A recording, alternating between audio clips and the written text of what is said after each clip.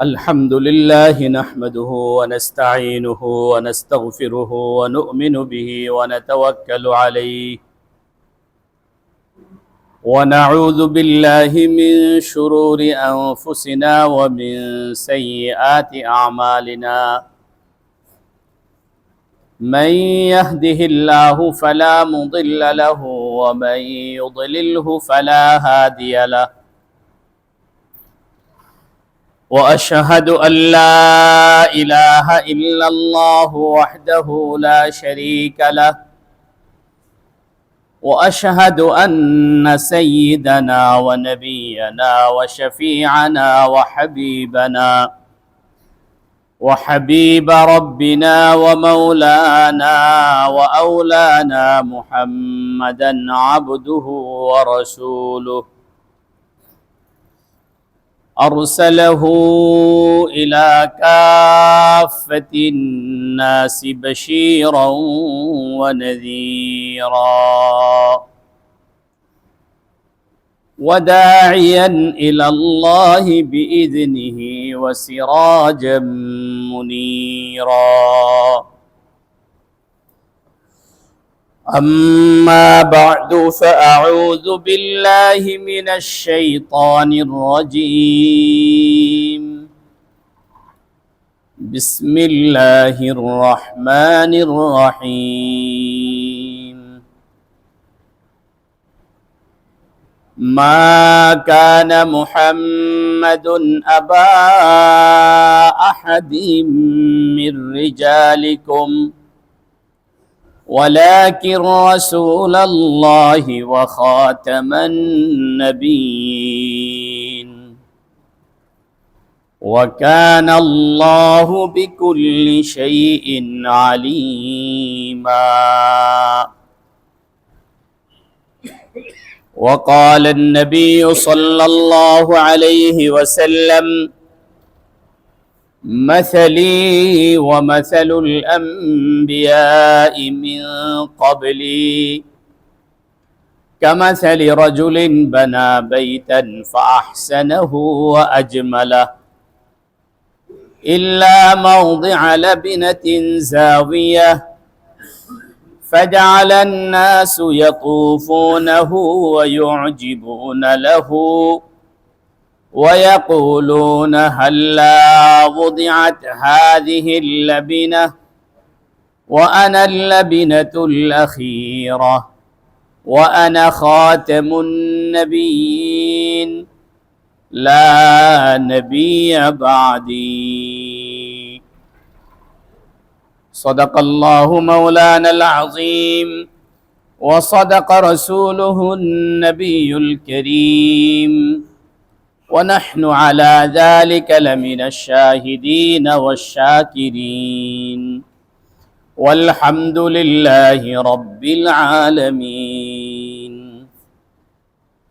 سبحانك لا علم لنا إلا ما علمتنا إنك أنت العليم الحكيم رب اشرح لي صدري ويسر لي أمري واحلل عقدة من لساني يفقه قولي ربي زدني علما ربي يسر ولا تعسر وتمم علينا بالخير وبك نستعين يا فتاح اللهم ألهمني رشدي সকলেই রহমাতুল্লিল আলামিনের শানে কয়েক মর্তবা দুরূদ ইব্রাহিমি পড়ি আল্লাহুম্মা সাল্লি আলা মুহাম্মাদিন ওয়া আলা আলি মুহাম্মাদ কামা সাল্লাইতা আলা ইব্রাহিম وعلى آل إبراهيم إنك حميد مجيد اللهم بارك على محمد وعلى آل محمد كما باركت على إبراهيم وعلى آل إبراهيم إنك حميد مجيد اللهم صل وسلم وبارك عليه الحمد لله ثم الحمد لله আজ হিজরি 1446 সালের রবিউল আউয়াল মাসের দ্বিতীয় জুমায় আল্লাহ রাব্বুল আলামিন আমাদেরকে তার একটি গুরুত্বপূর্ণ হুকুম জুমার নামাজ আদায়ের উদ্দেশ্যে মসজিদে সমবেত হওয়ার তৌফিক দান করেছেন। এই জন্য আমরা অন্তঃস্থল থেকে শুকরিয়া জ্ঞাপন করি, বলি আলহামদুলিল্লাহ। অসংখ্য অগণিত দুরুদ এবং সালামের হাদিয়া পেশ করছি প্যারা নবী সৈয়দুল মুরসালিন সৈয়দুল কাউনাইনি ওয়াস সাকালাইন নবী মুহাম্মদুর রাসূলুল্লাহ সাল্লাল্লাহু আলাইহি ওয়াসাল্লামের উদ্দেশ্যে। সম্মানিত দিনদার পরহেজগার মুসল্লি ভাইরা,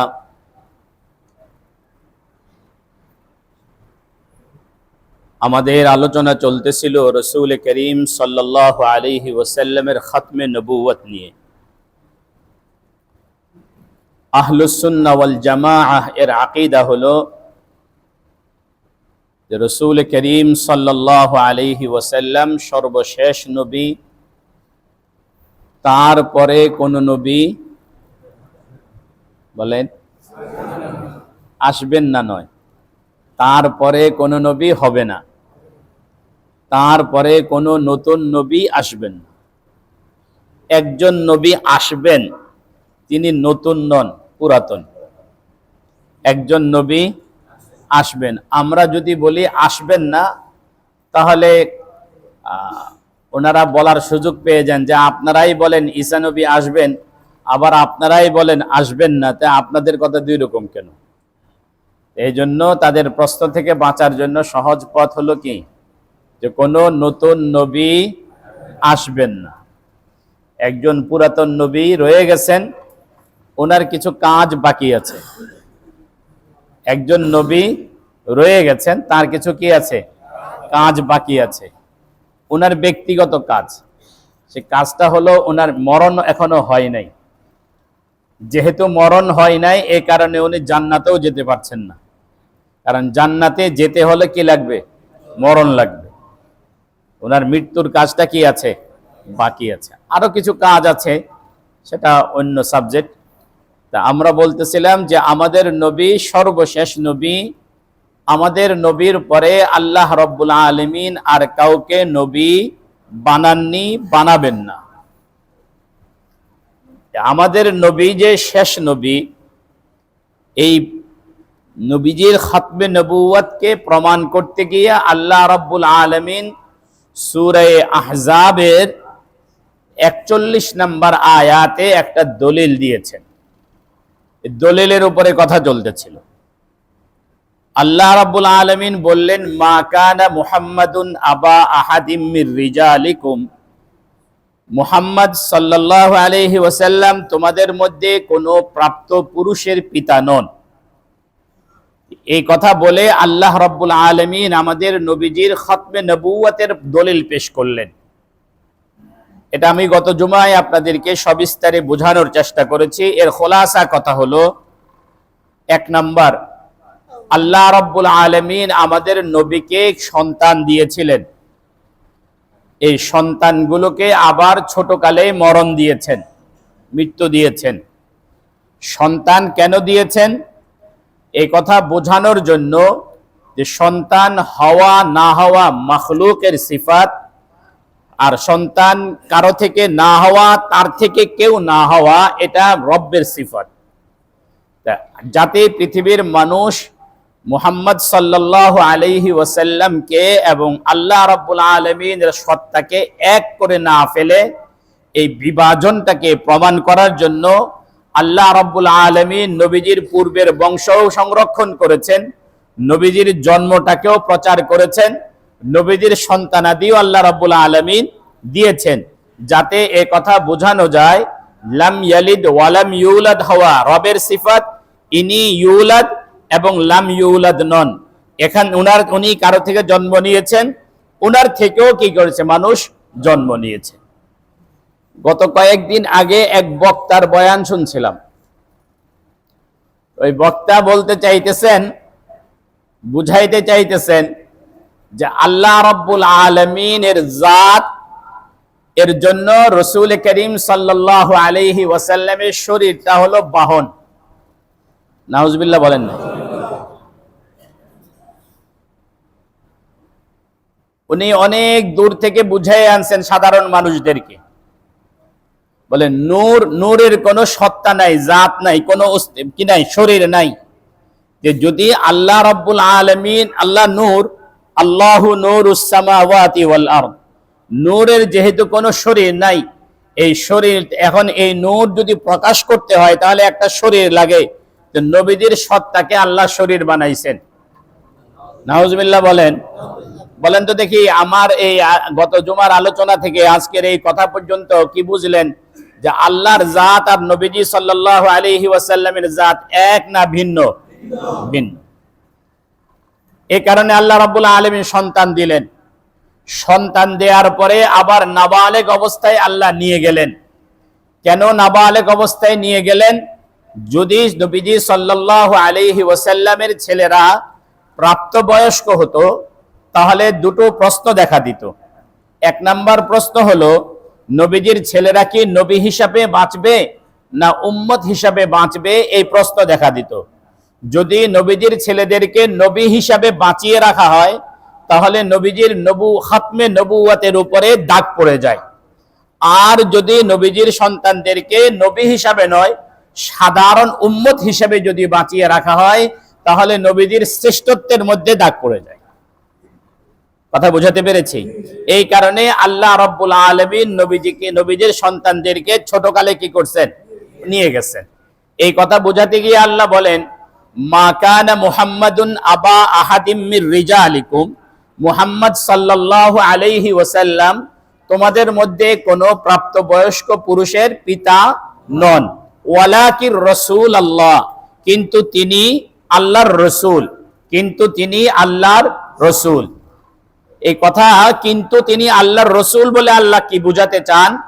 পিতা তো নন, তিনি রাসূল। বলে এই কথার অর্থ কি? এটা বোঝার জন্য কয়েকটা উদাহরণ বুঝেন। মহিলাদের অন্তরে আল্লাহ রাব্বুল আলামিন মমতা দিয়েছেন। মহিলাদের অন্তরে আল্লাহ কি দিয়েছেন? মমতা দিয়েছেন। এই মমতা সব মহিলাকে দেন নাই। ওই মহিলাকে দিয়েছেন যার সন্তান আছে।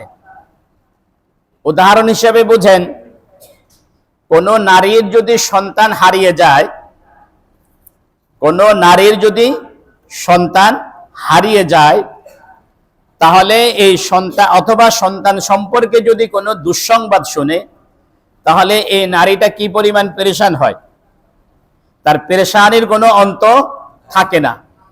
এই পেরেশানি মুহূর্তে যদি আরেকজন নারী এসে যদি তাকে সান্ত্বনা দেয়, এই ছেলে গেছে গেছে আর কি, এত পেরেশান হওয়ার কি আছে, পেরেশানি বেশি করো না, তোমার ডায়াবেটিস বেড়ে যাবে, তোমার প্রেসার বেড়ে যাবে, এভাবে যদি বুঝায়, বুঝাইতেছে ওই নারী যার সন্তান নাই, বুঝাইতেছে ওই নারী যার কি নাই, যাকে সন্তান দেন নাই আল্লাহ।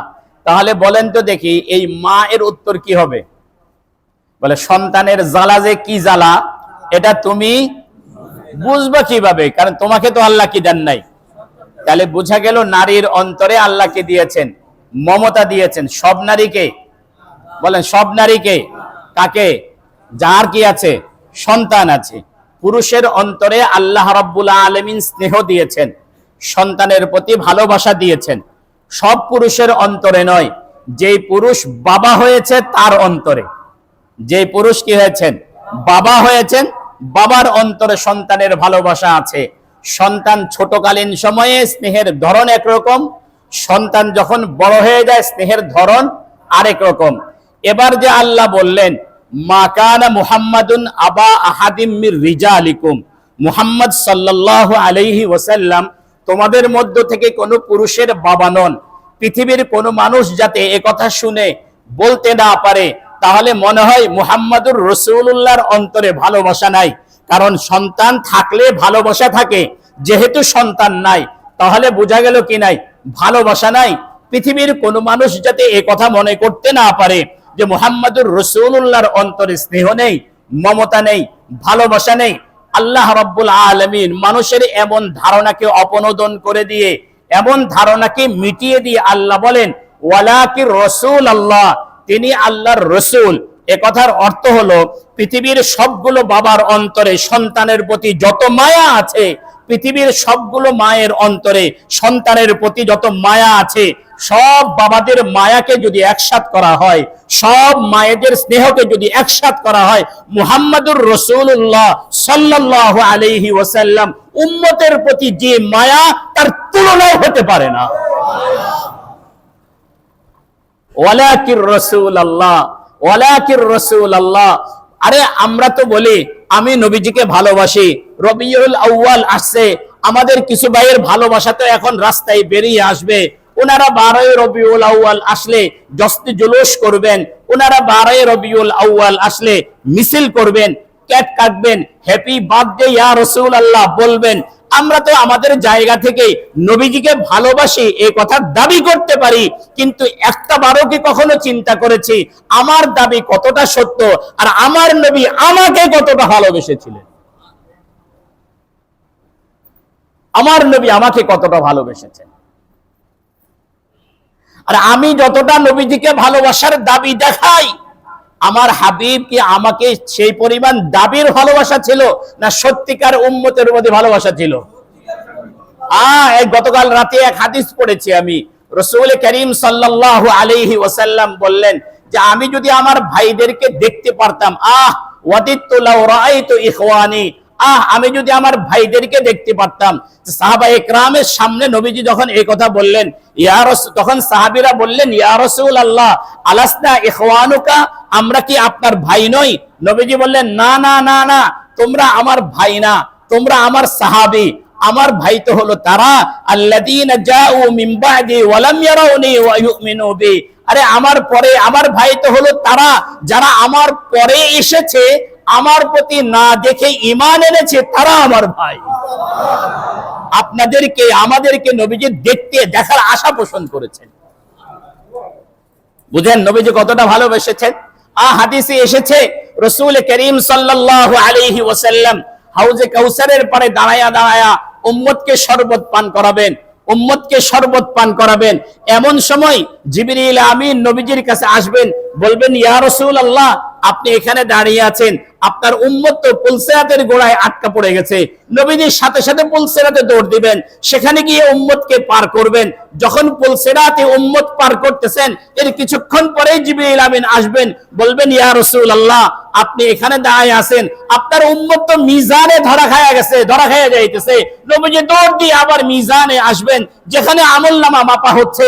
একবার নবীজি পুলসিরাতে আসবেন, একবার নবীজি হাউজে যাবেন, একবার পুলসিরাতে যাবেন, একবার মিজানে আসবেন, নবীজি আবার হাউজে যাবেন, আবার পুলসিরাতে যাবেন, আবার মিজানে আসবেন। পুরা হাসরের ময়দানে শেষ উম্মতটা জান্নাতে যাওয়া পর্যন্ত নবীজি এভাবে 3 জায়গায় ঘুরতেই শুধু থাকবেন, ঘুরতেই শুধু থাকবেন। কি দাবি করেন আমি ভালোবাসি, নাকি আমার চেয়ে আমার প্রতি নবীর ভালোবাসা বেশি? আমার প্রতি আমার নবীর ভালোবাসা বেশি। আমার প্রতি আপনার প্রতি নবীদের ভালোবাসা বেশি, এ কথা মনে রাখেন। আজকে আমি এই 12 রবিউল আউয়ালের এই দ্বিতীয় জুমায় প্রত্যেকটা মুসলমানের কাছে, বিশেষ করে আমার প্রত্যেকটা যুবক মুসল্লিদের কাছে, এই আরজত পাড়া সহ যারা এখানে জুমা পড়েন তাদের সকলের কাছে এই মেসেজটুকু পৌঁছাতে চাই, আমি নবীকে বেশি ভালোবাসি এই দাবির তুলনায় নবীজি আমাকে বেশি ভালোবাসেন এই দাবি, এই বিশ্বাস অন্তরে নিয়েই তবে বাড়িতে যেতে হবে। যদি এই বিশ্বাস অন্তরে নিতে পারি, তাহলে আমার নবীকে জানার জন্য অবশ্যই অবশ্যই প্রত্যেকটা মুসলমান নবীজির সিরাত পাঠ করবে, প্রত্যেকটা মুসলমান নবীজির সিরাত পাঠ করবে। তাহলে বুঝতে পারবে যে আমার নবী আমাকে কতটা ভালোবাসছেন। আমার নবী আমাকে কতটা ভালোবাসে। আল্লাহ রাব্বুল আলামিন আমাদেরকে বুঝার তৌফিক দান করেন, সকলে বলে আমিন। এই যে আমি রাসূল করিম সাল্লাল্লাহু আলাইহি ওয়াসাল্লামের খতমে নবুয়তের উপরে কথা বলছি, নবীজির বিষয়ে, মুহাব্বতের বিষয়ে কথা বলছি, আমি বাহবা পাওয়ার জন্য নয়, আমি বাহবা পাওয়ার জন্য বলি নাই, অথবা আপনাদের ভোটে জিতে মন্ত্রী হওয়ার জন্য বলি নাই। কারণ মন্ত্রী আমি হতে চাই না, পারবো না, সেই জন্য না। যারা হয়েছে তাদের হালাত আমাদের দেখা হয়ে গেছে, এই জন্য হতে চাই না। বাকি এই কথা আমি আপনাদেরকে নবীজির কথাগুলো এই জন্য বুঝাতে চাই, নবীজির সিরাতের বিষয়টা এই জন্য আপনাদের কানে কানে বলে দিতে চাই, যাতে আমরা এই কথা বুঝতে পারি আমরা যারা উম্মত আছি আমরা লাওয়ারিস নই। কি বললাম? বলেন বলেন বলেন। আমরা লাওয়ারিস নই, আমাদের একজন ওয়ারিস আছে। আমাদের ওয়ারিস কে? মুহাম্মদুর রাসূলুল্লাহ সাল্লাল্লাহু আলাইহি ওয়াসাল্লাম। আমরা লাওয়ারিস নই। লাওয়ারিস যে হয় তার খবর নেওয়ার কেউ থাকে না।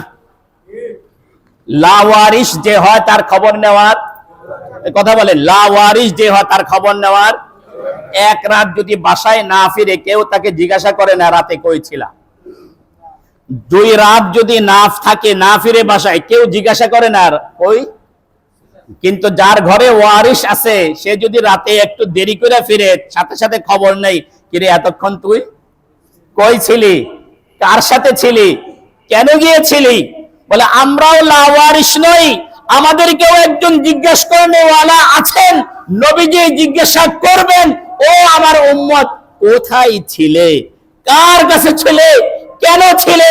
আমি তো তোমার সামনে আদর্শ রেখে এসেছি, আমার আদর্শ রেখে তুমি কেন হেগেলসের কাছে গিয়েছিলে, আমার আদর্শ রেখে তুমি কেন ডারউইনের কাছে গিয়েছিলে।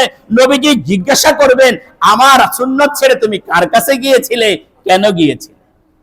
ও ভাই জিজ্ঞাসা করবেন, নবীজি জিজ্ঞাসা করবেন। কথা বুঝাতে পারি না কেন নবীজি জিজ্ঞাসা করবেন কেন? তিনি আমাদের ওয়ারিস, আমাদের ওয়ারিস। লাওয়ারিস যখন কোন কমান্ড যখন না থাকে তখন সে নেশাখোরদের দলে পড়ে যায়। কার দলে পড়ে? আর নেশাখোরের দলে পড়লে তার তমিজ চলে যায়, ভালো মন্দের বিচার বিশ্লেষণ থাকে না। আর ভালো মন্দের বিচার বিশ্লেষণ করার ক্ষমতা যখন না থাকে তখন কে মা আর কে বিবি এই তমিজ তার মধ্যে থাকে না। যারা রাসূলুল্লাহ সাল্লাল্লাহু আলাইহি ওয়াসাল্লামের উম্মতের খাতায় নাম লেখাতে পারে নাই, তারা লাওয়ারিস, তাদের তমিজ নাই, তারা কাকে কি বলবে, কোন জায়গায় কোন কথা বলবে, এই আকলটুকু তাদের নাই, এই আকলটুকু তাদের নাই। রাসূলুল্লাহ সাল্লাল্লাহু আলাইহি ওয়াসাল্লাম আমাদের ওয়ারিস। এই কারণে নবীজি উম্মতের প্রতি ওয়ারিস। বাবা যদি ঘরে থাকেন, ছেলে রাতের কয়টায় আসতেছে, কয়টায় বের হচ্ছে, বাবার খবর আছে না নাই? ছেলে মনে করছে বাবা তো অসুস্থ, এশারের পরে তো ঘুমের বড়ি খেয়ে ফেলছেন, একটু পরেই উনি কি করবেন, ঘুমিয়ে যাবেন, আছে না? একটু পরে কি করবেন, ঘুমিয়ে যাবেন। ছেলে অপেক্ষায় আছে বাবা ঘুমায়া পড়ছেন কিনা। এমন অবস্থায় ছেলের যদি একটু বাইরে যাওয়ার যদি চরিত্র সম্পর্কে বাবার জানা থাকে, বাবা ঘুমের বড়ি খায়ও ঘুমায় না। কি বলেন? বাবা ঘুমের বড়ি খায়ও কি করে না। আর একটুখানি যদি বিড়ালে যদি দরজায় আওয়াজ করে বাবার কান সজাগ হয়ে যায়, না জানি ছেলে। কথা বুঝাইতে পারি নাই। বলে যদি একজন বাবা হয়ে যদি সন্তানের প্রতি সামান্য মায়ার কারণে যদি সন্তানের প্রতি যদি আমি এই পরিমাণ খেয়াল রাখি, দুনিয়ার হাজারো পিতার তুলনায় যদি মুহাম্মদুর রাসূলুল্লাহর মুহাব্বত যদি আমাদের প্রতি বেশি হয়ে থাকে, এবং অবশ্যই বেশি, তাহলে আমাদের প্রতি তার কতটা খবর, আমাদের প্রতি তার কতটা খবর। জানেন কতটা খবর? নবীজি উম্মতের প্রতি দরদ নিয়ে কতটা কথা বলেছেন। নবীজি একটা কথা বলে দিয়েছেন, বলে দেই, রাতের বেলা যখন তোমরা ঘুমাতে যাবা, ঘরের সবগুলো আগুন তোমরা বন্ধ করে ঘুমাবা। বলেন না সুবহানাল্লাহ। কেন? ফাইন্নাল ফুয়াইসাকাতা তাদরিমু আলান নাসি বুয়ুতাহুম, বলে হতে পারে কোনো পোকামাকড়ের লেজের ভিতরে লেগে কোনো পোকামাকড়ের মাধ্যমে তোমাদের ঘরে আগুন লেগে যেতে পারে। কতটা দরদ। বলে রাতে যখন ঘুমাইতে যাবা সবগুলো পাত্র ঢেকে রাখবা, খাবারের পাত্রগুলো ঢেকে রাখবা, খালি পাত্রগুলো ঢেকে রাখবা। ঢাকার কিছু যদি নাও থাকে তাহলে একটা কাঠি অন্তত তার উপরে বিসমিল্লাহ পড়ে দিয়ে রাখবা, না হলে উপর করে রাখবা। বলে কেন? বলে বছরের কোন কোন রাতে আল্লাহর তরফ থেকে বিপদ মুসিবত রোগ ব্যাধি নাজিল হয়। বছরের কোন কোন রাতে আল্লাহর তরফ থেকে রোগ ব্যাধি কি হয় পৃথিবীতে? এই রোগ ব্যাধিগুলো খালি পাত্রে গিয়ে অবস্থান করে। কোথায় বলেন? বলেন। খালি পাত্রে, যেই পাত্রটা খালি পায় সেই পাত্রের মধ্যে যায়। এখন আপনি তো পাত্রটা খালি রাখছেন আর ঢাকেন নাই, এই খোলা পাত্রে এসে আসমানি মুসিবত, আসমানি বালা, আসমানি রোগ ব্যাধি এসে আশ্রয় গ্রহণ করেছে। এরপরে সকালবেলা উঠে ওই পাত্রে আপনি যখন ব্যবহার করলেন, রোগ ব্যাধিগুলো আপনার শরীরে ঢুকলো, দুরারোগ্য রোগে আপনি আক্রান্ত হয়ে গেলেন, আপনি আর সুস্থ হওয়ার সম্ভাবনা কমে গেল।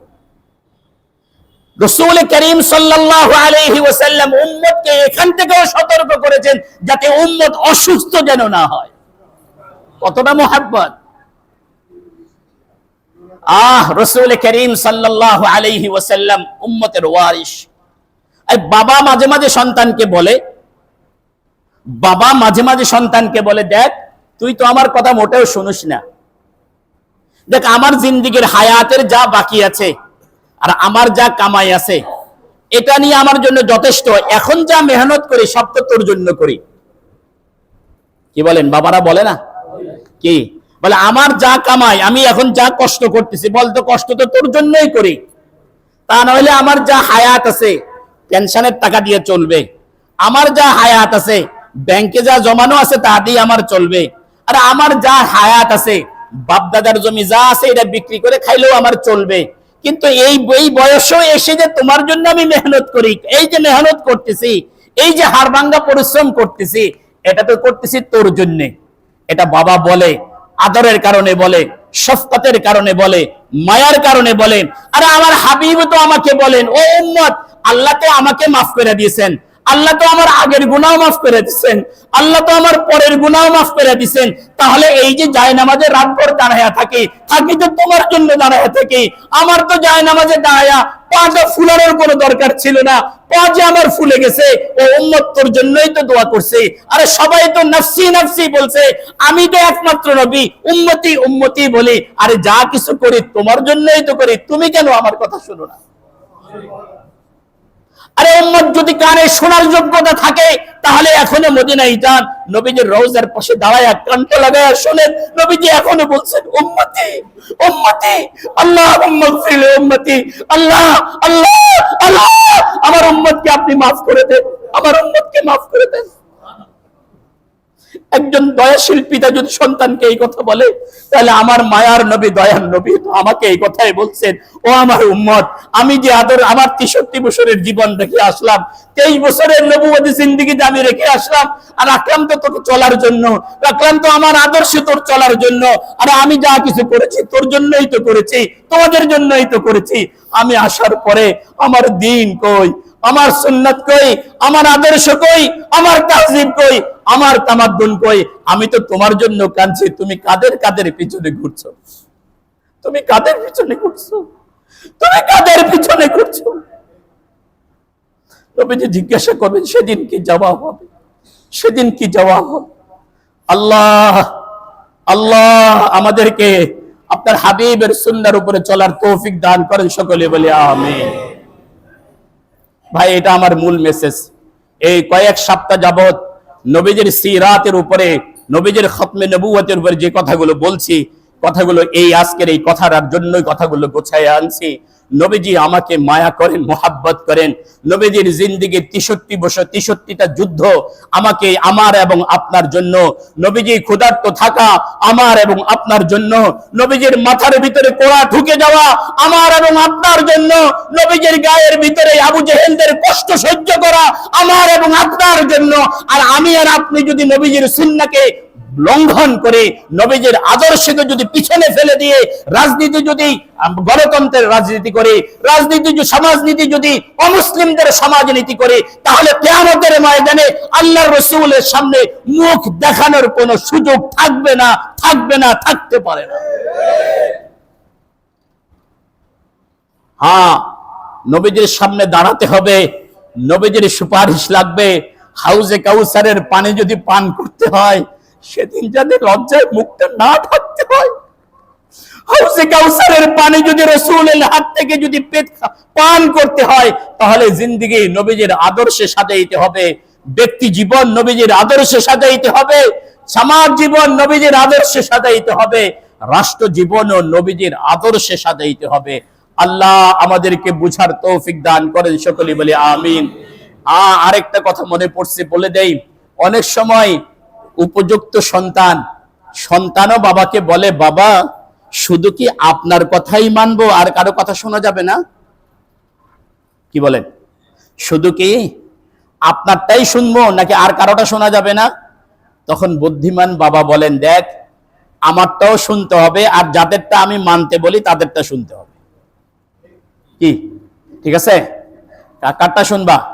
আমারটাও শুনবা, আর আমি যাদেরটা শুনতে বলি, কে আমাদের শত্রু, কে আমাদের বন্ধু, তুমি তো কি করো নাই, এখনো বুঝো নাই। রোদে তো আর বাতাসে তো আমার দাড়ি পাকে নাই, আমার দাড়ি তো একটা অভিজ্ঞতা নিয়ে পাকছে। হ্যাঁ, লিবাসে খিজির মে রাহজান কোন হ্যায়, খিজির আলাইহিস সালামের পোশাকে কোন ডাকাত বসে আছে সেটা তো তুমি জানো না, আমি জানি। তা আমি যাদের কথা শুনতে বলি তাদের কথা শোনো, আমি যাদের কথা মানতে বলি তাদের কথা মানো। কথা বুঝাতে পারিনি।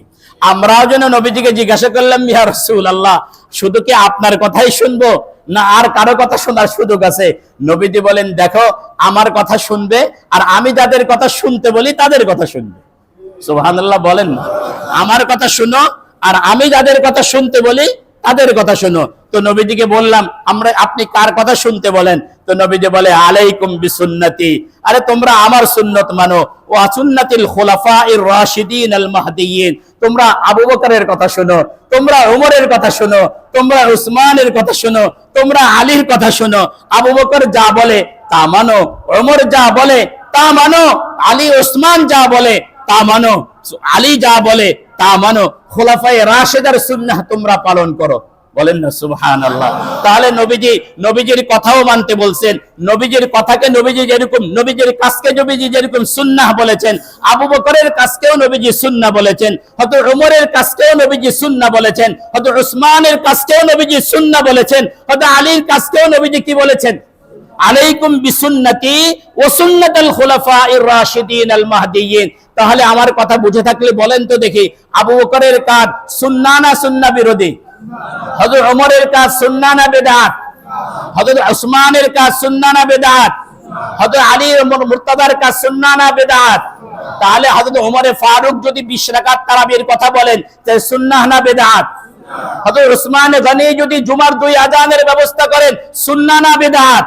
তাহলে হাদিস ওয়ালাদের কি হলো? তারা হযরত ওমরের আমলকে কেন ওমরের বিদআত বলে, হযরত উসমানের 2 জুমার আযানের 2 জুমাকে কেন উসমানের বিদআত বলে? এই দুঃসাহস তারা কোথায় পেল? আল্লাহ আমাদেরকে বুঝার তৌফিক দান করেন, আল্লাহ আমাদেরকে বুঝার তৌফিক দান করেন। প্রশ্ন হতে পারে যে আবু বকর, উমর, উসমান, আলী সাহাবায়ে কেরামের কথা কেন মানবো? আমি আবার ফিরে আসি, আমাদের আগের কথা পিছনে ফিরে যাই। আমি বলতেছিলাম যে আল্লাহ রাব্বুল আলামিন পৃথিবী বানাইছেন, পরিচালনা করছেন কাদেরকে দিয়ে? ভুলে গেছেন? কাদেরকে দিয়ে? নবী এবং রাসূলকে দিয়ে। তা আমাদের নবী থেকে শেষ নবী, আমাদের নবী তো শেষ নবী, নবীজির পরে আর তো কোনো নবী আসবেন না। তাহলে পৃথিবী পরিচালনা করবে কে? বলে নবীজির খতমে নবুয়তের বদৌলতে, নবীজির খতমে নবুয়তের উসিলায় এই কাজ আল্লাহ রাব্বুল আলামিন, পৃথিবী পরিচালনার যেই কাজ আল্লাহ রাব্বুল আলামিন নবীদেরকে দ্বারা নিয়েছেন, সেই কাজ উম্মতের প্রথম তবকার সাহাবায়ে কেরামকে নিয়ে নিয়েছেন, সাহাবায়ে কেরামের উত্তরসূরিদেরকে দিয়ে নিয়েছেন আল্লাহ রাব্বুল আলামিন। এ কারণে নবীজির পরে হযরত আবু বকরকে কি বলা হয়? খলিফা বলে না? কি বলে? হযরত ওমরকে কি বলেন? হযরত উসমানকে, হযরত আলী রাদিয়াল্লাহু তাআলা আনহুকে খলিফা।